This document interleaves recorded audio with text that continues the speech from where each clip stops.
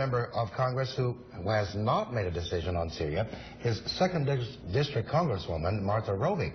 She answered questions from the public this afternoon at a town hall meeting in Enterprise. News 4's Matthew McClellan was at Cut's Restaurant for the last time in her Martha Listens tour. He's in our studio now with her comments on that U.S. intervention in Syria. Matthew. There was much discussion about government spending, Obamacare, and immigration reform, but the centerpiece of the conversation was a potential military response to alleged chemical weapons in Syria.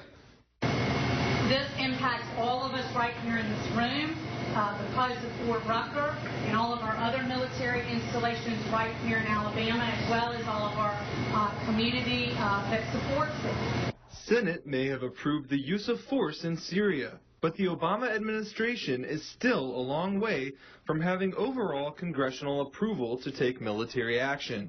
Representative Martha Roby says it is not an easy choice. The most solemn decision that a member of Congress could ever make is to cast a vote to send our men and women in uniform into harm's way, and particularly at a time like this when we have cut our military so much through sequestration.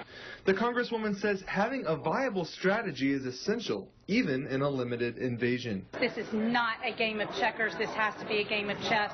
The impact of this goes far beyond Syria. For Fort Rucker families, it could mean saying painful goodbyes. And unless she's convinced there's an effective plan in place, Representative Roby will say no to a military strike. The president, in my opinion, needs to sell this to the American people through a very clearly defined objective and an end game and a what next. What's next for Roby is a flight back to Washington. She'll undergo briefings on the situation and cast her vote in the House by the end of the week. Roby is one of 280 representatives in the House who remain undecided. Okay, thanks.